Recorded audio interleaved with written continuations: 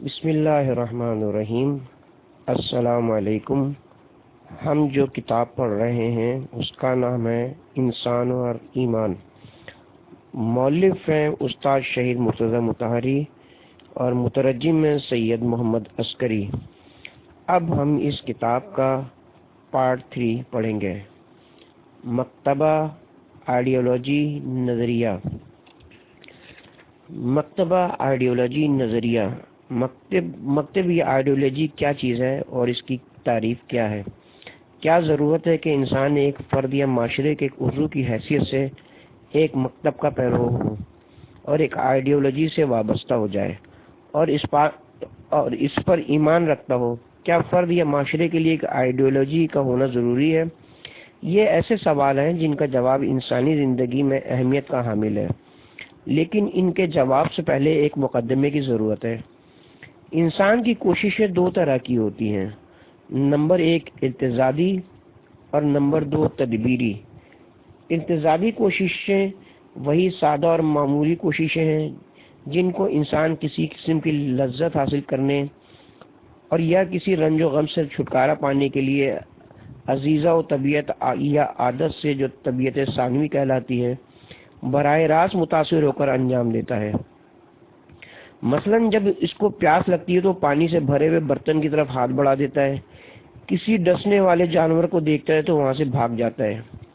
Cigarette کی بہت شدت کے ساتھ طلب محسوس ہوتی ہے تو سگریٹ سلگا لیتا ہے۔ اس طرح کے کام خواہشات کے مطابق ہیں اور براہ راست لذت اور رنج سے سروکار رکھتے ہیں۔ لذت بخش کام ایک قسم کی کشش اور جاذبے کے ذریعے انسان کو اپنی جانب کھینچ لیتا ہے، اور تکلیف دہ کام ایک قسم کے دافع کے ذریعے انسان کو اپنے سے دور کر دیتا ہے۔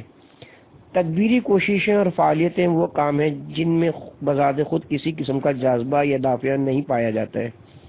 عزیزہ اور طبیعت انسان کو نہ ان کاموں کی طرف رغبت دلاتی ہے اور نہ ہی ان سے دور کرتی ہے، بلکہ انسان عقل اور ارادے کے حکم سے اس مصلحت کی خاطر جو اس کام کو انجام دینے میں پائی جاتی ہے اور اس مصلحت کی خاطر جو اس کو ترک کر دینے میں پوشیدہ ہے، ان کاموں کو انجام دیتا ہے یا ان سے اجتناب کرتا ہے۔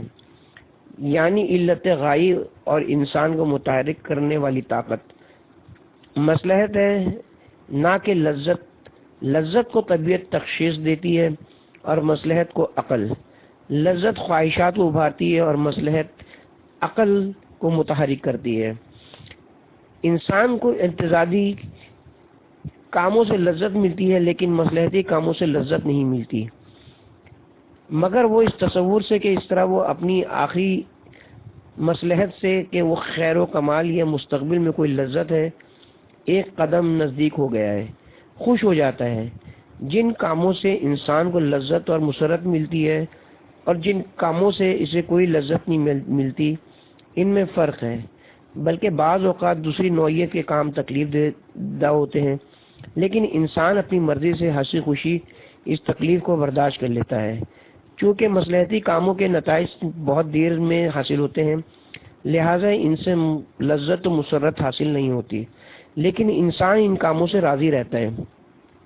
ذلت و رنج میں انسان اور حیوان دونوں شریک ہیں، لیکن رضا اور پسندیدگی یا ناراضگی اور ناپسندیدگی صرف انسان کی خصوصیات میں سے ہیں، جس طرح سے آرزو اور تمنا انسان کی خصوصیات میں سے ہیں۔ آرزو، رضا اور ناراضگی انسان کے تفرقات کے دائرے اور معقولات کی قلم رو ہیں، نہ کہ حواس اور حس اور امارت کی حدود میں۔ یہ بات بتائی جا چکی ہے کہ ارتضادی کاموں کے برخلاف جو کہ احساس اور خواہشات کے زیر اثر انجام دیے جاتے ہیں، انسان اپنے تدبیری کاموں کا عقل و ارادے کے سہارے انجام دیتا ہے۔ کسی کام کے عقل کے حکم کے ماتحت انجام پانے کا مقصد یہ ہے کہ عقل کی محاسب طاقت کسی دور دراز لذت، خیر اور کمال کو دیکھتی ہے، وہ اس مقصد تک پہنچنے کے لیے راستوں کا انکشاف کرتی ہے اور اس کو حاصل کرنے کے لیے منصوبہ بناتی ہے۔ حالانکہ ممکن ہے کہ ان راستوں کا طے کرنا اچھا خاصا کٹھن کام ہو، اور ارادے کی طاقت کے ذریعے انجام پانے کا مطلب یہ ہے کہ یہ ہے کہ انسان میں ایک ایسی طاقت پائی جاتی ہے جو عقل کی طاقت سے وابستہ ہے اور اس سے عقل کی منظور کی ہوئی تجاویز پر عمل کرواتی ہے، اور بعض اوقات تمام طبی کششوں، جاذبوں اور خواہشوں کے برخلاف عقل اور فکری منصوبوں کو عملی جامہ پہناتی ہے۔ ایک طالب علم کی جوانی کی طبیعت اس کو کھانے پینے، سونے، کھیل کود اور عیش و عشرت کی طرف دعوت دیتی ہے، لیکن اس کی محاسب عقل جو ایک طرف سے ان کاموں کے خطرناک نتائج اور دوسری طرف سے محنت و کوشش، جد و جہد اور لذت و شہوت سے چشم پوشی کرنے کے تابناک انجام کو سوچتی ہے، مصلحت کے تقاضوں کی بنا پر اس کو حکم دیتی ہے کہ وہ دوسری شک کو انتخاب کر لے۔ اس مقام پر انسان عقل کے حکم یعنی مصلحت کو طبیعت کے حکم یعنی لذت پر ترجیح دیتا ہے۔ اسی طرح ایک بیمار دوا سے نفرت کرتا ہے، کڑوی اور بدمزہ دوا پینا اس کے لیے مشکل ہے، لیکن مصلحت اندیش عقل کے حکم سے اور خواہشات پر حاکم ارادے کی طاقت کے ذریعے وہ کڑوی اور بدمزہ دوا کو پی جاتا ہے۔ اس لیے جس انسان کی فکر و ہمت یعنی عقل و ارادہ جتنا زیادہ مضبوط اور طاقتور ہوتا ہے، وہ اتنی ہی آسانی سے اور مضبوطی سے اپنے تعمیلیات کے برخلاف اپنے ہدف کی جانب بڑھتا ہے اور احکام کی اطاعت کرتا ہے۔ انسان اپنی تدبیری کوششوں میں ہمیشہ ایک منصوبے، ایک اصول اور ایک نظریے پر عمل کرتا ہے۔ انسان عقل و ارادے کے میدان میں جتنا زیادہ ترقی یافتہ ہوگا، اس کی کوشش اتنی ہی زیادہ تدبیری ہوں گی، اور وہ جتنا زیادہ حیوانیات سے نزدیک ہوگا، اس کی کوششیں اتنی زیادہ ارتجاعی ہوں گی۔ کیونکہ حیوان کی تمام کوششیں ارتجاعی ہیں، حیوانوں میں بعض اوقات ایسی کوششیں اور فعالیتیں نظر آتی ہیں جن سے ہی پتہ چلتا ہے کہ یہ دور دراز کے نتائج اور مقاصد کے لیے ہیں، جیسے گھونسلہ بنانا، ہجرت، جنسی ملاپ اور تولید نسل۔ لیکن ان میں سے کوئی کام بھی سمجھ بوجھ کر، مقصد سے واقف ہو کر، مقصد تک پہنچنے والے راستوں کو تلاش کرنے کے لیے سوچ بچار اور وسیلے کو انتخاب کر کے انجام نہیں پاتا، بلکہ ان سے یہ تمام کام غیبی طاقت کی طرف سے ایک قسم کے جبری اور عزیزی الہام کے زیر اثر انجام پاتے ہیں۔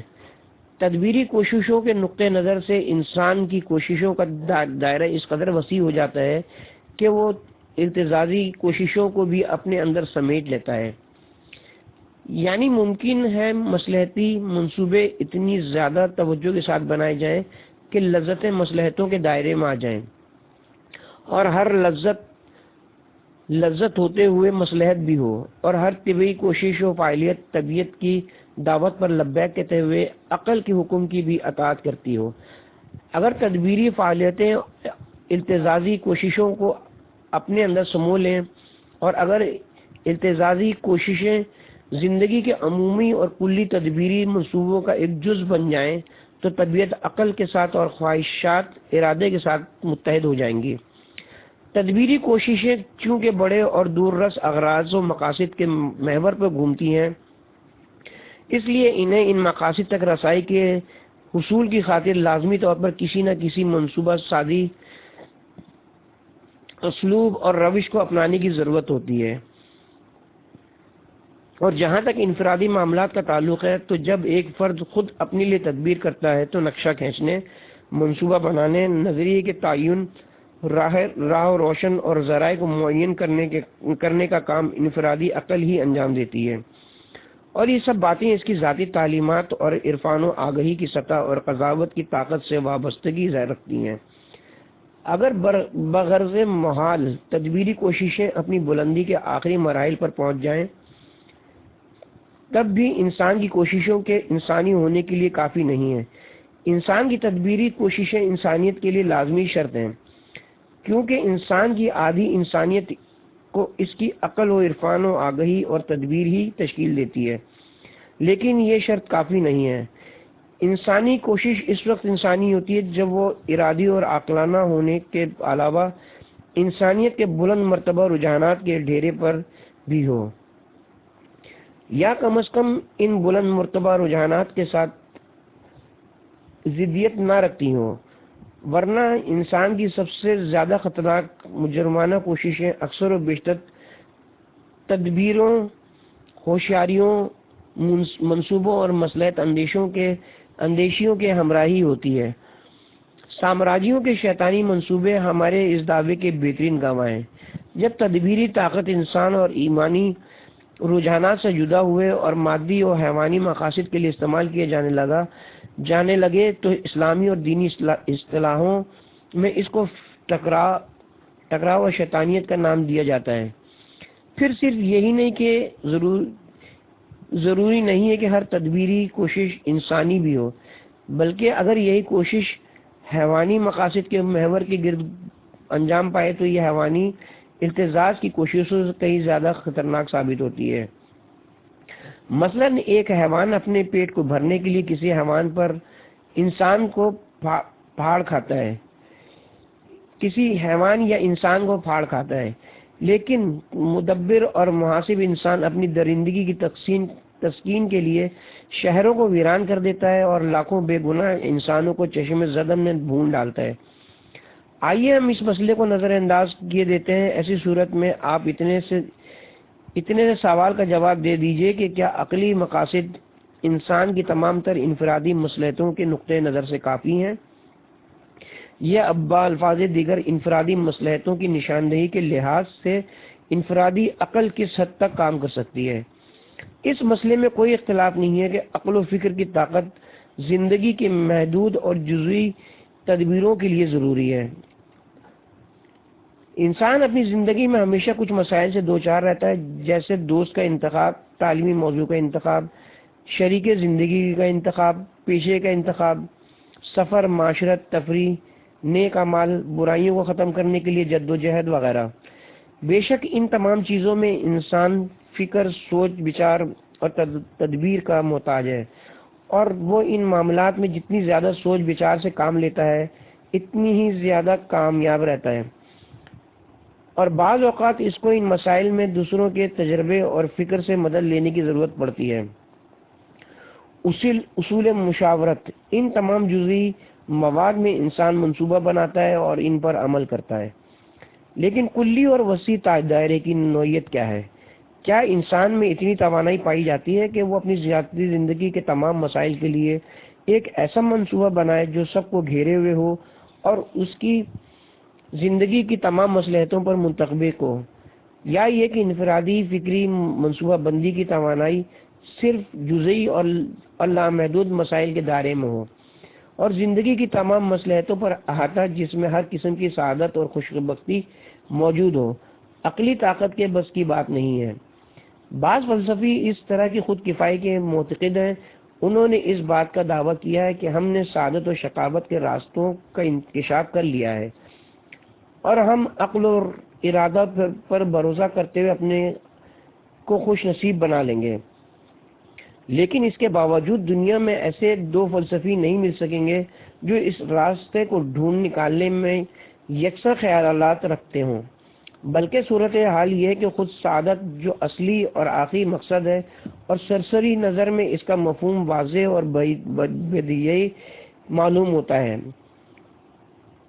ان کے نزدیک مبہم ترین مفاہیم میں سے ایک ہے یہ مسئلہ کہ سعادت کیا ہے اور اس کے اسباب کیا ہیں۔ ابھی تک ان فلسفیوں کے درمیان ایک مجہول مسئلے کی شکل میں مورد بحث ہے، اور اس کا مفہوم واضح نہیں ہو سکا۔ کیوں؟ اس لیے کہ ابھی تک خود انسان اور اس کی استعدادوں اور صلاحیتوں کی معرفت نہیں ہو سکی ہے۔ یہ بات ممکن نہیں ہے کہ خود انسان کی معرفت کے بغیر یہ معلوم ہو جائے کہ اس کی سعادت کیا ہے اور کن چیزوں کے ذریعے نصیب ہو سکتی ہے۔ اس سے بھی بڑھ کر یہ ہے کہ انسان ایک معاشرتی موجود ہے۔ سماجی زندگی اس کے لیے ہزاروں مسائل اور مشکلات پیدا کر دیتی ہے۔ اس کا فریضہ ہے کہ ان تمام مشکلات کو حل کرے اور ان تمام مسائل کے مقابلے میں اپنے فرائض کا تعین کرے، اور چونکہ وہ معاشرتی موجود ہے لہذا اس کی سعادت و خوشبختی، اس کے ارمان، اس کے خیر و شر کے معیار، اس کے راہ و روش، اس کے ذرائع کا انتخاب، دوسروں کی سعادتوں، ارمانوں، خیر و شر کے معیاروں، راہ روشوں اور ذرائع کے انتخاب کے ساتھ گہرا تعلق رکھتے ہیں۔ دوسرے سے الگ ہو کر اپنا راستہ منتخب نہیں کر سکتا، اس کو اپنی سعادت کو اسی شاہراہ پر ڈھونڈنا چاہیے جو معاشرے کو سعادت و کمال تک پہنچا دے۔ اور اگر ابدی زندگی، روح کی جاویدانیت اور عقل کی تجربے کاری کے مسائل کو دنیاوی زندگی اور نشاط کی نسبت سے دیکھنا چاہیں تو مسئلہ اور بھی مشکل اور پیچیدہ ہو جائے گا۔ یہی وہ مقام ہے جہاں ایک مکتب نظر اور آئیڈیالوجی کی ضرورت واضح ہو جاتی ہے۔ اس مکتب سے ہماری مراد ایک ایسا کلی نظریہ، جامع، ہم آہنگی اور منظم منصوبہ ہے جو انسان کے اصل مقصد کو کامل اور ہر شخص کو خوش نصیبی اور سعادت سے ہمکنار کرا سکے۔ اور اس منصوبے میں بنیادی خطوط اور روشیں، واجبات و محرمات، اچھائیاں اور برائیاں، مقاصد اور ذرائع، بیماریاں اور علاج، ذمہ داریاں اور فرائض پورے طور پر واضح ہوں، اور وہ منصوبہ تمام لوگوں کے لیے ذمہ داریوں اور فرائض کے الہام کا سرچشمہ ہو۔ انسان اپنی خلقت کے ابتدائی ایام سے اور کم از کم اس زمانے سے جبکہ سماجی زندگی کی وسعت اور ارتقاء میں کچھ اختلاف کا سبب بنی۔ قرآن حکیم کی آیات سے مجموعی طور پر یہ نتیجہ نکلتا ہے کہ حضرت نوح کے زمانے سے یہ اختلافات شروع ہوئے ہیں اور اس ضرورت کا احساس ہوا ہے آپ سے پہلے کہ انبیاء صاحب شریعت نہ تھے۔ سورہ بقرہ کی آیت نمبر 213 کے ذیل میں تفسیر المیزان مطالعہ فرمائیں۔ ایک آئیڈیالوجی اور مکتب فکر اور قرآن کی اصطلاح میں شریعت کا محتاج تھا۔ جتنا زمانہ گزرتا گیا اور انسان ترقی و کمال کے مراحل طے کرتا گیا، اس ضرورت کا احساس اور بھی زیادہ شدید ہو گیا۔ ماضی میں خونی، نسلی، خاندانی، قبائلی اور قومی رجحانات انسانی معاشرے پر ایک اجتماعی روح کی مانند حاکم تھے۔ یہ روح اپنے محافظ سے کچھ اجتماعی ارمانوں اور عقائد کو، چاہے وہ غیر انسانی ہوں، ایجاد کرتی تھی اور معاشرے کو متحد کر کے ایک راستے پر گامزن کرتی تھی۔ علمی اور عقلی ترقیوں نے رشتوں کو کمزور بنا دیا۔ اپنی ذاتی خصوصیت کی بنا پر علم کا جھکاؤ انفرادیت کی جانب ہے، اس لیے وہ محبتوں اور عطوفتوں کو کم اور رشتوں کو کمزور بناتا ہے۔ اس دور کے انسان کو اور مستقبل کے انسان کو بدرجہ اولا جو چیز اتحاد اور یکتائی عطا کرتی ہے، مشترکہ ارمان دیتی ہے اور اس کے لیے خیر و شر، واجب و حرام کا معیار بنتی ہے، وہ زندگی کا ایک ایسا فلسفہ ہے جس کو سمجھ بوجھ کر انتخاب کیا گیا ہو، جو منطق و استدلال سے آراستہ ہو اور ارمان خیز ہو، یا بالفاظ دیگر ایک جامع اور مکمل آئیڈیالوجی ہو۔ اس طرح کے فلسفے کے لیے آج کے انسان کی احتیاج ماضی کے انسان کے مقابلے میں کہیں زیادہ ہے۔ ایسا فلسفہ جو انسان میں فرد اور انفرادی مفادات کے ماورائے حقائق سے عشق پیدا کر سکے۔ آج اس بات میں کسی شک و شبے کی گنجائش نہیں رہ گئی ہے کہ مکتب اور آئیڈیالوجی سماجی زندگی کی ضروریات میں سے ہیں۔ کس میں اتنی توانائی ہے جو اس قسم کے مکتب کو ایجاد کر سکے اور اس کا منصوبہ بنا سکے؟ بے شک ایک فرد کی عقل اس کام کو انجام دے نہیں سکتی، تو کیا چند عقلیں مل کر بس اہم کام کو انجام دیتی ہیں؟ کیا انسان اپنے تمام گزشتہ اور موجودہ تجربوں اور معلومات سے فائدہ اٹھاتے ہوئے اس قسم کا منصوبہ بنا سکتا ہے؟ اگر انسان ابھی تک خود اپنے آپ کو نہیں پہچان سکا اور اس کی نظر میں سب سے زیادہ مجہول چیز خود انسان ہی ہے، تو انسانی معاشرہ اور معاشرتی سعادت بدرجہ اولا اس سے بھی زیادہ مجہول ہونا چاہیے۔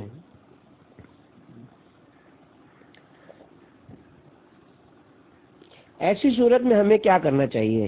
یہی وہ مقام ہے کہ اگر ہم کائنات اور تخلیق کے بارے میں صحیح نظریہ رکھتے ہوں، نظام ہستی کو ایک معتدل نظام سمجھتے ہوں، ہستی اور وجود میں خلا اور بے مقصدیت کے قائل نہ ہوں تو ہمیں اس بات کا اعتراف کرنا پڑے گا کہ اس عظیم نظام خلقت نے سب سے زیادہ اہم ضرورت اور احتجاج کو یوں ہی نہیں چھوڑ دیا ہے، بلکہ اس نے انسانی عقل کے افق سے کہیں زیادہ بلند و بالا افق یعنی وحی کے افق سے اس شاہراہ کے بنیادی اور اصلی خطوط کو مشخص کر دیا ہے۔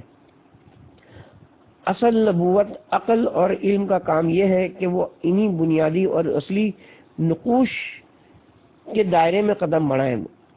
ابو علی سینا نے اپنی کتاب نجات میں اس بات کی وضاحت کرتے ہوئے کہ انسان ایک کسی شریعت الہی کا محتاج ہے جس کو ایک انسان کے وسیلے سے بیان کیا گیا ہو، کتنی اچھی بات کہی ہے۔ وہ کہتے ہیں نوع انسانی کی بقا اور انسان کو اس کے انسانی وجود کو کمال تک پہنچانے، الہی شریعت اور انسانی مکتب کو بیان کرنے کے لیے نبی کی ضرورت ابروؤں پر بال اگانے اور دونوں پیروں کو گھڑے دار بنانے اور اسی قسم کے ان دوسرے مفادات کی احتجاج سے کہیں زیادہ ہے جو صرف نوع انسان کی بقا کے لیے مفید ہے لیکن نوع انسان کی بقا کے لیے ضروری اور لازمی نہیں ہے۔ یعنی جب خلقت کی اس انتظامیہ نے چھوٹی چھوٹی اور غیر ضروری احتجاج کو محمل نہیں چھوڑا ہے تو پھر کیسے ممکن ہے کہ اس سب سے زیادہ ضروری احتیاج کو برطرف کیے بغیر چھوڑ دے گا۔ لیکن اگر ہم وجود اور تخلیق کے بارے میں ایک صحیح نظریے سے محروم ہوں تو ہم کو یہ بات تسلیم کر لینی پڑے گی کہ انسان کی قسمتی میں گمراہی اور ضلالت لکھی ہوئی ہے، کیونکہ طبیعت کے اس ظلمت قدے میں سرگردہ انسان کی بنائی ہوئی کوئی بھی آئیڈیالوجی اور منصوبہ سرگردانی، حیرانی اور پریشانی کے علاوہ کوئی اور فائدہ نہیں پہنچا سکے گی۔ مذکورہ بالا بیان سے یہ بات واضح ہو جاتی ہے کہ ایک مکتب اور آئیڈیالوجی کا وجود ضروری ہے۔ اسی طرح سے یہ بات بھی ثابت ہو جاتی ہے کہ فرد کے لیے ضروری ہے کہ وہ ایک مکتب اور آئیڈیالوجی سے وابستہ اور ملحق ہو جائے، لیکن فرد کا کسی مکتب اور آئیڈیالوجی سے وابستہ اور ملحق ہونا اس وقت تک واقعی صورت اختیار کرتا ہے جب کہ یہ وابستگی ایمان کا روپ اختیار کر لے، اور ایمان ایسی ایک حقیقت ہے جو طاقت کے سہارے اور مصلحت کی خاطر حاصل نہیں ہو سکتی۔ طاقت کے ذریعے کسی مطلب کو منوایا اور سروں کو جھکایا جا سکتا ہے، لیکن آئیڈیالوجی سر جھکانے کا نام نہیں۔ آئیڈیالوجی دل سے قبول کرنے اور جذب ہو جانے کی چیز ہے۔ آئیڈیالوجی کے لیے ایمان کی ضرورت ہے۔ ایک مفید اور کارآمد آئیڈیالوجی کے لیے ضروری ہے کہ وہ ایک طرف سے ایک قسم کی جہاں بینی پر تکیہ رکھتی ہو تاکہ عقل کو کھانے اور فکر کے لیے غذا فراہم کر سکے، اور دوسری طرف سے وہ اپنی جہاں بینی سے منطقی طور پر کچھ ایسے مقاصد کو حاصل کرے جن میں کشش اور جاذبیت موجود ہو، تاکہ ایسی صورت میں عشق و امتناع جو ایمان کے دو بنیادی عنصر ہیں آپس میں مل جل کر دنیا کو تعمیر کرنے کے قابل ہو جائیں۔ گفتگو کے اس مرحلے میں کچھ مسائل ہیں جن کو بطور اختصار اور اجمال بیان کرنا ضروری ہے، البتہ اس سلسلے میں تفصیلی بحث کسی دوسرے وقت ہی ممکن ہوگی۔ الف، آئیڈیالوجی نظریات دو طرح کی ہوتی ہیں، انسانی اور گروہی۔ انسانی آئیڈیالوجی اور نظریات جن کے مخاطب تمام نوع انسان ہیں، نہ کہ کوئی قوم یا نسل یا کوئی خاص طبقہ۔ یہ نظریے تمام نوع انسان کی نجات کے دعوے دار ہوتے ہیں اور کسی خاص طبقہ یا گروہ کی نجات کا منصوبہ پیش نہیں کرتے ہیں۔ وہ تمام انسانوں کو شامل کیے ہوتے ہیں، صرف کسی مخصوص طبقے کو نہیں۔ اس کے حامی کسی مخصوص طبقہ، گروہ یا قوم کے افراد کی بجائے ہر گروہ اور ہر قوم کے لوگ ہوتے ہیں۔ اس کے برعکس گروہی آئیڈیالوجی کا انتخاب ایک مخصوص گروہ یا طبقہ ہوتا ہے اور وہ فقط اسی گروہ کی نجات اور قیادت کا مدعی ہوتا ہے۔ وہ جو منصوبہ بھی پیش کرتا ہے وہ اسی گروہ کے لیے مخصوص ہوتا ہے۔ اس کے حامی بھی صرف اسی گروہ میں پائے جاتے ہیں اور وہ اپنے سپاہیوں کو صرف اسی گروہ میں سے انتخاب کرتی ہے۔ ان ان دو میں سے ہر ایک نظریہ انسان کے بارے میں خاص طرز فکر پر مبنی ہے۔ عام اور انسانی نظریہ جیسے اسلامی نظریہ انسان کے متعلق ایسی معرفت کا حامل ہے جسے فطرت کہا جاتا ہے۔ اسلام کی نظر میں انسان خلقت ہی کے موقع پر تاریخی اور معاشرتی عوامل اور اسباب کے تاثیر سے پہلے ایک مخصوص وجودی پہلو کا مالک ہو گیا، اور اس کو ایسی عظیم استعدادیں دی گئی ہیں جو اس کو حیوانوں سے ممتاز کرتی ہیں اور اس کو سہولتیں عطا کرتی ہیں۔ اس نظریے کے مطابق انسان خلقت کے موقع پر ہی ایک قسم کے شعور اور نوعیت ضمیر سے جوہر انسان میں موجود ہے، بہرہ مند ہو گیا، اور اسی فطری وجدان نے اس کو نوع تعین انسان بننے، مخاطب واقع ہونے، تحرک اور تحریک اور دعوت کی صلاحیت دی ہے۔ ایسے مکاتب فکر نوع انسان کی مشخص فطری ضمیر پر تکیہ کرتے ہیں، اپنی دعوت کا آغاز اور تحریک کو شروع کرتے ہیں۔ بعض آئیڈیالوجی انسان کے بارے میں کسی اور طرز فکر کی حامل ہوتی ہیں۔ ان آئیڈیالوجیوں کی نظر میں نوع انسان میں مخاطب قرار پانے، تحرک اور تحریک اور دعوت کی صلاحیت نہیں پائی جاتی، کیونکہ انسان کے تعمیلات، ضمیر اور شعور قومی زندگی میں تاریخی عوامل کے زیر اثر یا انسان کے طبقاتی موقف میں سماجی عوامل کے زیر اثر مشخص ہوتے ہیں۔ تاریخی یا مخصوص سماجی عوامل و اسباب سے قطع نظر انسان کے پاس شعور ہے اور نہ ضمیر اور نہ دعوت کا مخاطب قرار پانے کی صلاحیت، بلکہ وہ عینی موجود ہونے کے بجائے انتزاعی موجود ہے۔ مارکسزم اور اسی طرح کے قومی فلسفے کی بنیاد پر انسان کے بارے میں اسی قسم کے انداز فکر پر قائم ہے۔ ان فلسفوں کی حد نگاہ طبقاتی مفادات یا قومی و نسلی احساسات یا زیادہ سے زیادہ قومی ثقافت تک ہی محدود ہے۔ بے شک اسلامی مکتب فکر اب پہلی قسم میں سے ہے، اس کی حد نظر انسان کی فطرت ہے، لہذا اسلام کے مخاطب الناس سب لوگ ہیں۔ بعض اوقات اس کلمے کے مفہوم میں جو کہ تمام لوگ کے معنی میں ہے غلطی کی جاتی ہے، اور اس کو عوام کے معنی میں جو کہ ممتاز طبقے کے مقابلے میں سمجھا جاتا ہے، اور چونکہ اسلام کا مخاطب الناس ہے، لہذا دعویٰ کیا جاتا ہے کہ دین اسلام عوامی دین ہے، ضمناً اسلام کے لیے اس کو فضیلت سمجھتے ہیں۔ لیکن یہ بات معلوم ہونا چاہیے کہ جو چیز حقیقت ہے اور اسلام کے لیے فضیلت بھی ہے، یہ ہے کہ اسلام عوام کی حمایت کے لیے اٹھ کھڑا ہوا ہے، نہ یہ کہ وہ صرف عوام کو اپنی مخاطب بناتا ہے۔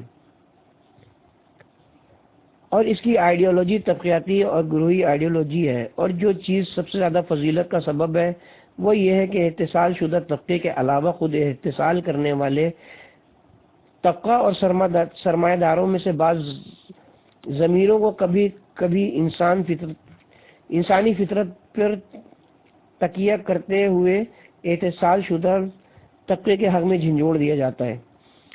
کوئی خاص طبقہ اور گروہ نہیں،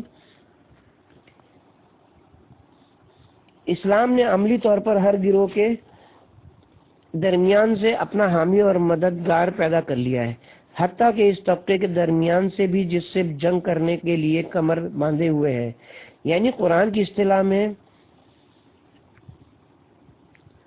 سرکش سرمایہ دار اور سردار طبقہ ایک طبقے سے خود اسی طبقے کے خلاف ایک گروہ سے خود اسی گروہ کے مفادات کے خلاف جنگ کرنے کے لیے سپاہی بھرتی کرتا ہے، بلکہ ایک شخص کو خود اپنی برائیوں اور تباہ کاریوں کے خلاف ابھارتا ایسا کام ہے جس کو اسلام نے اپنی پوری تاریخ میں بہت زیادہ انجام دیا ہے اور انجام دے رہا ہے۔ اسلام چونکہ ایک دین ہے اور انسان کے وجود کی گہرائیوں تک اس کی جڑیں پھیلی ہوئی ہیں، اور دوسری طرف سے انسان کی انسانی فطرت پر تکیہ کرتا ہے، اس لیے اس میں اتنی توانائی ہے کہ فرد کو خود اپنی بدکاریوں کے خلاف برسر پیکار کر دے اور اس بات پر مجبور کر دے کہ کہ وہ خود اپنے ہی خلاف وہ انقلاب لائے جس کا نام توبہ ہے۔ گروہی آئیڈیالوجیوں میں صرف اتنی طاقت ہوتی ہے کہ وہ ایک فرد کو دوسروں کے خلاف یا ایک طبقے کو دوسرے طبقے کے خلاف بھڑکا دے، لیکن ان میں نہ تو اتنی طاقت ہے کہ وہ فرد کو خود اپنے خلاف انقلاب لانے کے لیے آمادہ کر سکیں، اور نہ ہی یہ توانائی ہے کہ فرد کو اپنے اندر خود اپنا محافظ بنا سکیں۔ کیونکہ اسلام مذہب بھی اور آخری دین بھی، اس لیے وہ تمام آسمانی مذاہب سے بڑھ کر اجتماعی عدل کو برقرار کرنے کے لیے آیا ہے، اور فطری طور پر اس کا مقصد محروموں اور مستفیضوں کو نجات دلانا ہے اور ستمگروں کے ساتھ جنگ کرنا ہے۔ لیکن اسلام کے مخاطب صرف محروم اور مستضعف لوگ ہی نہیں، اسی طرح سے اس کے حامی اور مددگار صرف اسی طبقے میں نہیں ہیں، بلکہ تاریخ اس بات کی گواہ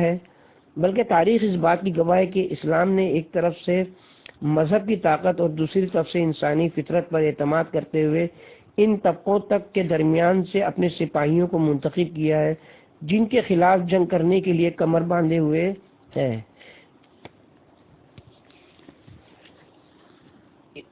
اسلام حیوانیت پر انسانیت، جہل پر علم، ظلم پر عدل، ناحق امتیازوں پر مساوات، رذالت پر فضیلت، گناہوں سے لاپرواہی پر تقوی، نیز شرک پر توحید کی کامیابی کا نظریہ ہے۔ جباروں اور متکبروں پر مستضعفوں کی کامیابی اور غلبہ انہی کامیابیوں کے مصداقوں میں سے ایک مصداق ہے۔ اس گفتگو کے بعد یہ مسئلہ سامنے آتا ہے کہ کیا اصلی انسانی ثقافت کی اہمیت ایک ہے، یا یہ ایک متحد ثقافت کا وجود ہے ایک متحد ثقافت کا وجود ہے ہی نہیں، بلکہ اس ثقافت کی اہمیت قومی، ملی یا طبقیاتی ہے۔ جو کچھ اس وقت موجود ہے یا مستقبل میں ایجاد ہوگا وہ کئی اور متعدد ثقافتیں ہیں۔ یہ مسئلہ بھی اسی بات سے وابستہ ہے کہ آیا نوع انسان ایک منفرد اور اصیل فطرت سے برخوردار ہے، اور یہی منفرد اور اصیل فطرت انسانی ثقافت کو اتحاد اور یکتائی عطا کرتی ہے، یا اس طرح کی منفرد فطرت موجود ہی نہیں ہے، بلکہ ثقافتوں کو تاریخی، قومی اور جغرافیائی اسباب و عوامل نے بنایا ہے، اور یا طبقاتی منفعت طلب رجحانیت نے اس کو ایجاد کیا ہے۔ چونکہ اسلام اپنی جہاں بینی میں ایک اور تنہا فطرت کا قائل ہے، لہذا ایک اور تنہا آئیڈیالوجی کا بھی طرفدار اور ایک منفرد ثقافت کا بھی حامی ہے۔ بد یہی ہے کہ صرف ایک انسانی آئیڈیالوجی، نہ کہ گروہی آئیڈیالوجی اور یک و تنہا آئیڈیالوجی نے، نہ وہ آئیڈیالوجی جو انسان کے تجزیہ اور تقسیم کی بنیاد پر ہو۔ ایک فطری آئیڈیالوجی جو مفاد پرست آئیڈیالوجی نہ ہو، وہی انسانی اقدار پر تکیہ کر سکتی ہے اور انسان کی اہمیت کی مالک ہو سکتی ہے۔ کیا ہر آئیڈیالوجی زمان و مکان سے وابستہ ہے؟ کیا انسان مجبور ہے کہ ہر بدلتے ہوئے زمانے اور مختلف قسم کے ماحول و مکان میں ایک مخصوص مکتبہ فکر سے وابستہ رہے؟ یعنی انسان مجبور ہے کہ جیسے جیسے زمانہ بدلتا جائے، اس کا ماحول اور رہن سہن کی جگہ بدلتی جائے، ویسے ویسے اپنے مکتبہ فکر کو بھی تبدیل کرتا جائے اور ایک نئی آئیڈیالوجی کو اپنا لے؟ کیا آئیڈیالوجی پر جغرافیائی منطقہ کے مطابق اصل اختلاف ہے اور زمان کے مطابق اصل نسخ و تبدیل حکم فرما ہے، یا یہ کہ جس طرح سے انسان کی آئیڈیالوجی گروہی اعتبار سے ایک اور منفرد ہے، اسی طرح زمانی اور مکانی لحاظ سے بھی یگانہ یعنی واحد و متحد ہے؟ بالفاظ دیگر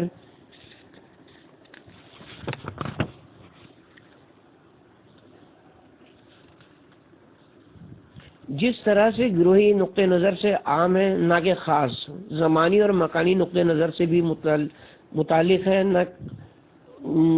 نہ کہ نسبی۔ کسی نظریے کا زمانی اور مکانی لحاظ سے مطلق یا نسبی ہونا یا خود اپنی جگہ ایک نظر سے اس چیز سے وابستہ ہے، اس کا سرچشمہ انسان کی نوع فطرت ہو اور اس کا مقصد نوع انسان کی سعادت ہو، اور یا اس کا سرچشمہ گروہی مفادات اور قومی و طبقاتی احساسات ہوں۔ اور دوسری نظر سے یہ مسئلہ اس چیز سے وابستہ ہے کہ ہم معاشرتی تحولات اور تبدیلیوں کی ماہیت کو کس نظر سے دیکھتے ہیں۔ کیا جب کسی معاشرے میں تبدیلی آتی ہے اور یہ ایک دور کو طے کر کے نئے دور میں داخل ہو جاتا ہے تو اس معاشرے کی ماہیت بدل جاتی ہے، اور نتیجے میں اس پر ایسے قوانین حکم فرما ہو جاتے ہیں جو گزشتہ حکم فرما قوانین سے مغافر اور مختلف ہو جاتے ہیں۔ جیسے پانی حرارت کے ایک معین درجے تک پہنچ کر بخارات میں بدل جاتا ہے، اور اس کے بعد اس پر مائعات کے قوانین کی بجائے گیس کے قوانین حکم فرما ہو جاتے ہیں۔ اور یہ کہ سماجی تبدیلیاں اور ترقیاں اس قسم کی نہیں، بلکہ معاشرے کے اصلی ارتقائی قوانین اور مدار جس میں یہ معاشرہ تبدیل ہوتا ہے اپنی جگہ پر باقی ہیں۔ معاشرے میں صرف منزل اور مرحلے کے اعتبار سے تبدیلی باقی ہوتی ہے، نہ کہ محور اور ارتقاء کے قانون کے لحاظ سے۔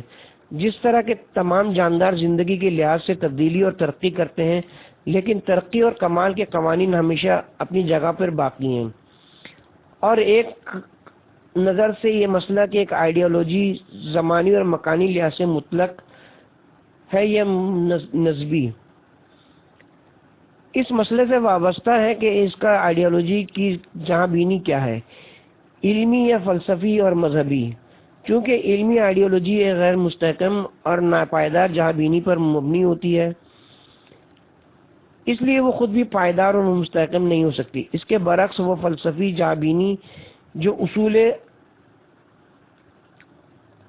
اولیاء اور بدیہیات اولیاء پر مبنی ہو، یا مذہبی جہاں بینی ہو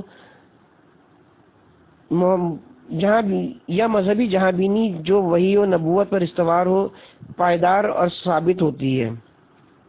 یہاں جس طرح سے اس بات کی فرصت نہیں ہے کہ فطرت کے مسئلے پر گفتگو کی جائے جو اسلامی معارف کی ام المسائل ہے، اسی طرح معاشرے کی تبدیلیوں اور تحولات کے سلسلے میں بھی بحث و گفتگو کرنے کی فرصت نہیں۔ لیکن اس کتاب کے چوتھے حصے میں جہاں معاشرہ اور تاریخ کے بارے میں بحث و گفتگو کی جائے گی، وہاں معاشرے کی تبدیلیوں، تحولات اور فطرت کے ساتھ اس کے رابطے کے بارے میں بھی تحقیق کی بحث ہوگی۔ خود آئیڈیالوجی پر اصل ثبات حکم فرما ہے یا اصل تغیر؟ ابھی تک تو گفتگو اس سلسلے میں ہو رہی تھی کہ کیا مختلف زمانوں یا مختلف مکانوں میں انسان کا نظریہ مختلف ہوتا ہے۔ گویا پہلے نظریے کی تبدیلی اور منسوخ ہونے کے بارے میں بحث و گفتگو تھی، لیکن اب ہمارے سامنے ایک دوسرا مسئلہ درپیش ہے، اور وہ مسئلہ ایک آئیڈیالوجی اور نظریے کی تبدیلی اور تحویل سے متعلق ہے۔ مسئلہ یہ ہے کہ آئیڈیالوجی خواہ مفہوم کے لحاظ سے ہو، عام ہو یا خاص، مطلق ہو یا نسبی، چونکہ وہ خود ایک نومولود چیز ہے اور تمام نومولود چیزیں متغیر و متعامل اور ارتقاء کی راہ پر رواں دواں ہیں، لہذا آئیڈیالوجی بھی ہمیشہ متغیر اور محتمل رہتی ہے۔ کیا ایک نظریہ کی وہ حقیقت جو پیدائش کے دن ہوتی ہے اس حقیقت سے مختلف ہوتی ہے جو رشد و نمو اور ترقی کے دوران ہوتی ہیں؟ یعنی ہمیشہ اس کی اصلاح ہوتی ہے اور اس کی خامیوں پر لغزشوں کو دور کیا جاتا ہے، اور ہمیشہ قائدین اور اس آئیڈیالوجی کے ماہرین اس میں تجدید کر نظر آتے ہیں۔ جیسا کہ اس زمانے کی مادی آئیڈیالوجیوں میں یہ بات نظر آتی ہے، ورنہ وہ بہت جلد پرانی اور بوسیدہ ہو جائیں گی اور اپنی صلاحیت کو کھو بیٹھیں گے۔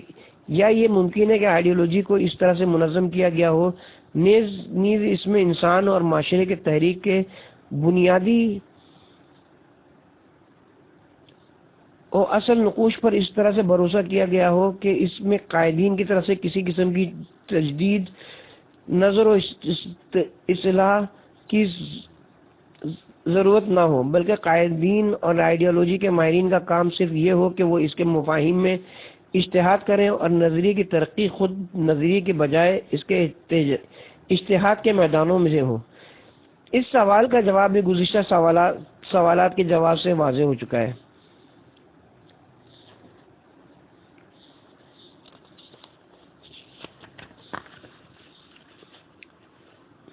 اسلام ایک جامع اور ہمہ گیر مکتب۔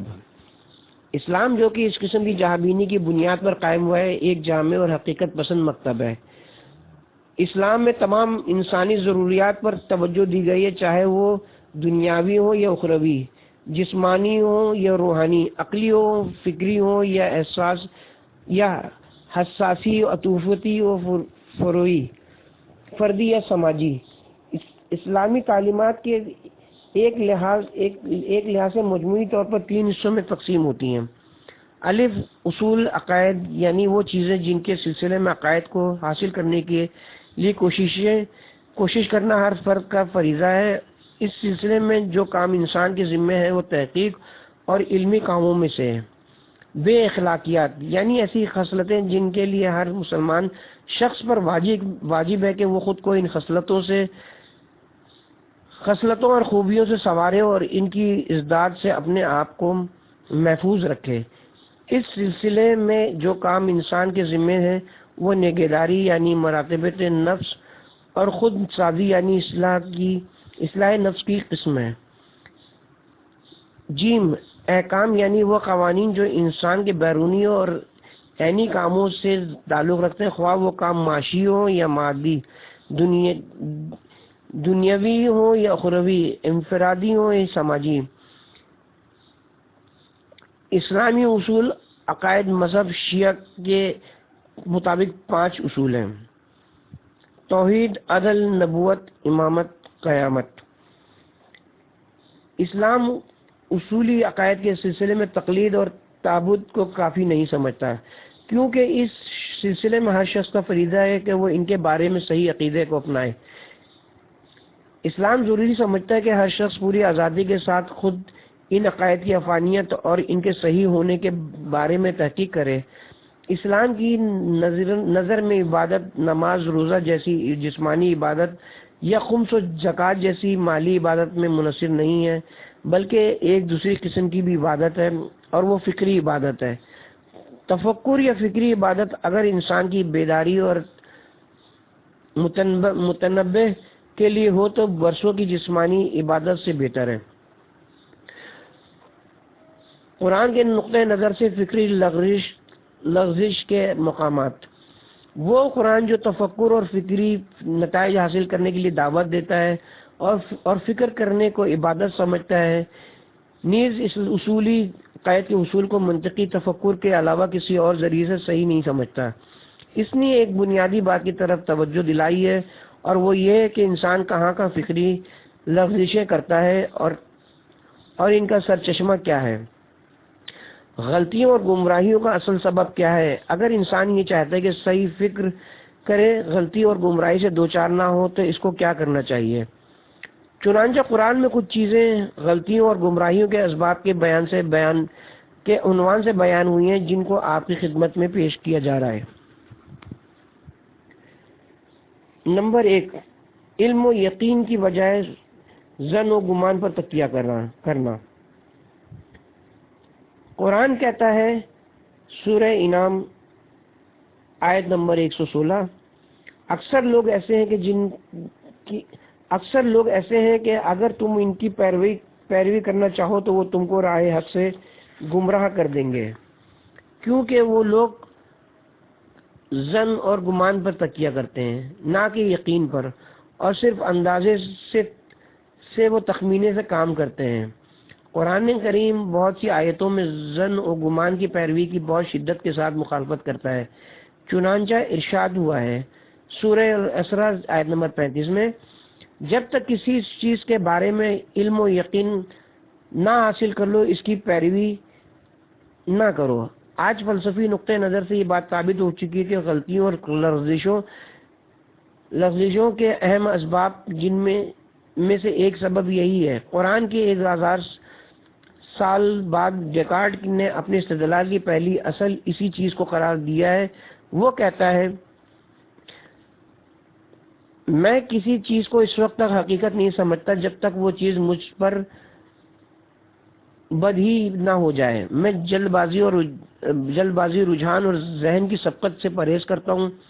کسی چیز کو اس وقت تک قبول نہیں کرتا جب تک وہ مجھ پر اس قدر واضح اور روشن نہ ہو جائے کہ میرے لیے اس میں کسی قسم کے شک و شبے کی گنجائش نہ رہ جائے۔ نمبر 2، نفسانی خواہشات۔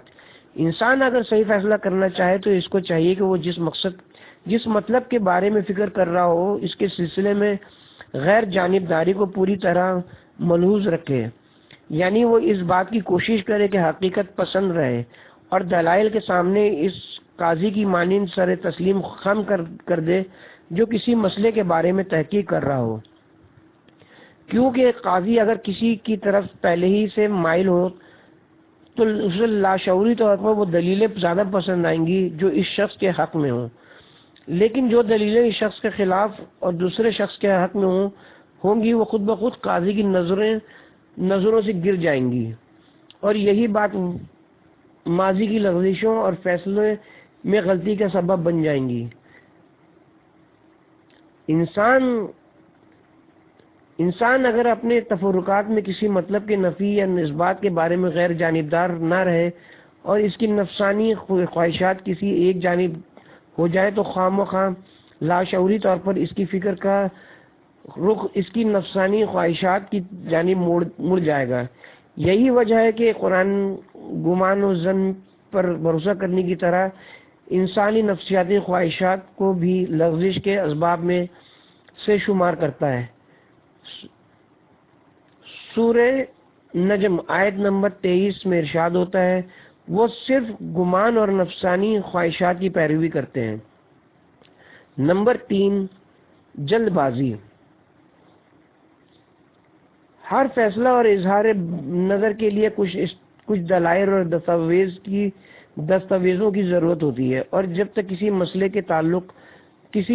کے تعلق کا کافی اور وافی دلائل و مدارک اکٹھے نہ ہو جائیں اس وقت تک اس سلسلے میں کسی بھی قسم کا اظہار نظر جلد بازی اور افکار کی لغزش کا سبب ہے۔ اسی لیے قرآن حکیم نے اپنے بے شمار مقامات پر اس بات کی طرف اشارہ کیا ہے کہ بعض فیصلوں کے بارے میں انسان کا علمی سرمایہ کم اور ناکافی ہے، اس لیے اس نے ان معاملات میں اظہار جرم و یقین کو احتیاط کے خلاف قرار دیا ہے۔ مثلا سورہ اسراء آیت نمبر 85 میں فرماتا ہے، یعنی جس قدر عرفان و آگاہی تم کو ملی ہے وہ کم ہے اور فیصلہ کرنے کے لیے کافی نہیں ہے۔ امام جعفر صادق علیہ السلام فرماتے ہیں کہ خداوند عالم نے قرآن مجید میں اپنے بندوں کے لیے 2 آیتوں کو مخصوص کیا ہے اور تنبیہ کی ہے کہ ایک یہ کہ جب تک کسی چیز کے بارے میں علم و یقین حاصل نہ کریں اس کی تصدیق میں جلد بازی نہ کریں، اور دوسرے یہ کہ جب تک کسی چیز کے بارے میں علم حاصل نہ کر لیں، جب تک علم و یقین کے مرحلے تک نہ پہنچ جائیں اس کا انکار کرنے میں جلد بازی نہ کریں۔ خداوند عالم ایک آیت میں ارشاد فرماتا ہے، کیا ان سے کتاب فطرت یا آسمانی کتابوں میں یہ عہد نہیں لیا گیا ہے کہ وہ خداوند عالم کی طرف اس کے علاوہ کسی اور چیز کی نسبت نہ دیں جو چیز حق ہے، اس کا حق ہونا ثابت ہو چکا ہے۔ ایک دوسری آیت میں ارشاد فرماتا ہے، انہوں نے اس چیز کا انکار کیا اور جھٹلایا جس کے علم پر ان کا احاطہ نہیں تھا اور اس کو نہیں پہچانتے تھے۔ سورہ یونس آیت نمبر 39۔ نمبر 4، قدامت پسندی۔ انسان اپنی طبع اول کے زیر اثر جب یہ دیکھتا ہے کہ فلاں فکر عقیدے کو گزشتہ نسلیں مانتی تھیں تو وہ خود بخود تحقیق کیے بغیر اس کو قبول کر لیتا ہے۔ قرآن یاد دہانی کراتا ہے کہ اسلاف کے عقائد کو جب تک عقل کی ترازو پر خوب اچھی طرح تول نہ لو قبول نہ کرو، اسلاف کے عقائد کے مقابلے میں فکری استقلال سے کام لو۔ سورہ بقرہ آیت نمبر 170 میں ارشاد ہوتا ہے، اور جب ان سے کہا جاتا ہے کہ جو کچھ خداوند عالم نے وحی کے ذریعے نازل کیا ہے اس کی اطاعت کرو تو وہ کہتے ہیں نہیں، ہم اسی روش اور رسم و رواج کی پیروی کریں گے جس پر ہم نے اپنے اسلاف کو پایا ہے۔ کیا اگر ان کے آباء و اجداد میں کچھ سمجھتے تھے اور نہ سیدھے راستے پر تھے، پھر بھی یہ انہی کی پیروی کریں گے۔ نمبر 5، شخصیت پرستی۔ فکری لغزشوں کا ایک اور سبب شخصیت پرستی ہے۔ تاریخی یا معاصر کی عظیم شخصیتیں چونکہ دلوں میں عظمت رکھتی ہیں، اس لیے وہ دوسروں کے ارادے، عزائم اور افکار پر اثر انداز ہوتی ہیں، اور در حقیقت وہ دوسروں کے ارادوں اور افکار کو مسخر کر لیتی ہیں۔ دوسرے لوگ اسی طرح سوچنے لگتے ہیں جس طرح سے وہ عظیم شخصیت سوچتی ہیں۔ انہی چیزوں کا عزم کرتے ہیں جن کا عزم یہ شخصیتیں کرتی ہیں۔ ان کے سامنے دوسرے لوگ اپنے ارادے اور فکری استقلال سے محروم ہو جاتے ہیں۔ قرآن حکیم ہم لوگوں کو فکری استقلال کی دعوت دیتا ہے اور بڑی شخصیتوں کی اندھی تقلید کو ابدی شقاوت کا باعث سمجھتا ہے۔ لہذا ان لوگوں کی زبان سے جو اس طریقے سے گمراہ ہو گئے نقل کرتا ہے کہ وہ قیامت کے دن کہیں گے۔ اسلام میں تفکر کے سرچشمے۔ قرآن جو کہ تفکر و تعقل کی دعوت دیتا ہے، افکار کی لغزش کے راستوں کو بتانے کے علاوہ تفکر کے سرچشموں کی بھی نشاندہی کرتا ہے، یعنی ان موضوعات کو بھی بتاتا ہے جو اس بات کی شائستگی سمجھتے ہیں کہ انسان ان موضوعات کے بارے میں فکر کرے اور ان سے اپنے عرفان اور آگاہی کے سرچشموں کے طور پر فائدہ اٹھائے۔ کلی طور پر اسلام ان مسائل کے بارے میں اپنی فکری طاقت کو صرف کرنے کی مخالفت کی گئی ہے، جس کا نتیجہ فکر کو تھکا دینے کے علاوہ اور کچھ بھی نہیں ہے، اور یہی حکم ان مسائل کا ہے جن کے بارے میں تحقیق کرنا ممکن تو ہو لیکن اس سے انسان کو کوئی فائدہ نہ ہو۔ پیغمبر اکرم نے اس علم کو عبث اور فضول قرار دیا ہے جس کے وجود سے کوئی فائدہ نہ پہنچتا ہو اور اس کے نہ ہونے سے کوئی نقصان بھی نہ ہوتا ہو، لیکن وہ علوم جو قابل تحقیق بھی ہیں اور مفید بھی، اسلام ان کی پرزور تائید کرتا ہے اور لوگوں کو ان کی طرف کی جانب رغبت دلاتا ہے۔ چنانچہ قرآن کریم مفید اور سود مند فکر کے لیے جن موضوعات کی نشاندہی کرتا ہے، ان میں سے 3 اہم موضوعات ہیں۔ طبیعت۔ پورے قرآن میں اس قسم کی بہت سی آیات ہیں جن میں طبیعت یعنی زمین، آسمان، ستارے، سورج، چاند، بادل، بارش، ہوا کا چلنا، سمندروں میں کشتیوں کا چلنا، نباتات، حیوانات اور آخر کار ہر اس محسوس چیز کو جس کی انسان اپنے ارد گرد محسوس کرتا ہے، ایسے موضوعات کے عنوان سے بیان کیا گیا ہے جس کے بارے میں پوری توجہ کے ساتھ غور و فکر اور تحقیق نیز اس سے نتیجہ حاصل کرنا چاہیے۔ بطور نمونہ ایک آیت ذکر کرتے ہیں، لوگوں سے کہہ دو کہ غور و فکر کریں اور دیکھیں کہ آسمانوں اور زمینوں میں کیسی کیسی چیزیں ہیں۔ سورہ یونس آیت نمبر 101۔ نمبر 2، تاریخ۔ قرآن میں بہت سی آیتیں ہیں جو گزشتہ اقوام کے حالات کو مطالعہ کرنے کی دعوت دیتی ہیں اور اس کو کسب علم کے ایک سرچشمے کے طور پر متعارف کرواتی ہیں۔ قرآن کی نظر میں انسان کی تاریخ اور اس کے تحولات کچھ قوانین اور نوامین کے ساتھ انجام پاتے ہیں۔ تاریخی عزت و ذلت، شکست و کامیابی، خوش نصیبی اور بد نصیبی بہت ہی صحیح اور منظم حساب و کتاب رکھتی ہیں۔ ان قوانین اور حساب و کتاب کو سمجھ کر تاریخ حاضر کو اپنے قبضے میں کر خود اپنی اور دوسرے حاضر لوگوں کی سعادت و خوشبختی کے لیے اس سے بہرہ مند ہوا جا سکتا ہے۔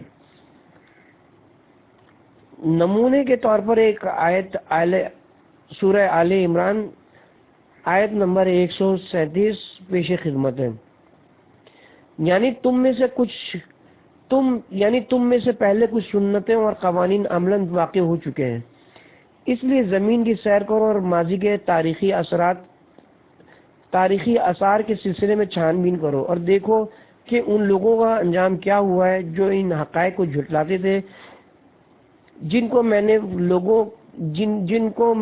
میں نے وحی کے ذریعے ان کے پاس پہنچایا تھا۔ نمبر 3، انسان کا ضمیر۔ قرآن انسان کے ضمیر کو معرفت کے ایک مخصوص سرچشمے کے عنوان سے یاد کرتا ہے۔ قرآن کی نظر میں پورا عالم تخلیق الہی آیتیں اور حقیقت کے انکشاف کے لیے نشانیاں اور آیتیں ہیں۔ قرآن اسلام کی بیرونی دنیا کو آفاق اور انسانوں کی داخلی دنیا کو انفس کے نام سے یاد کرتا ہے، اور اس طرح سے انسانی ضمیر کی مخصوص اہمیت کے بارے میں ٹھوکے دیتا ہے۔ اسلامی ادب میں آفاق اور انفس کی اصطلاحیں یہی نکلتی ہیں۔ جرمنی فلسفی کانٹ کا ایک جملہ عالمی شہرت رکھتا ہے، اور وہی جملہ اس کے سنگِ قبر پر کندہ ہے۔ وہ کہتا ہے وہ چیزیں انسان کو حیرت میں ڈال دینے کے لیے کافی ہیں، دو چیزیں انسان کو حیرت میں ڈال دینے کے لیے کافی ہیں: ایک ستاروں بھرا آسمان جو ہمارے سروں پر جلوہ فکن ہے، دوسرے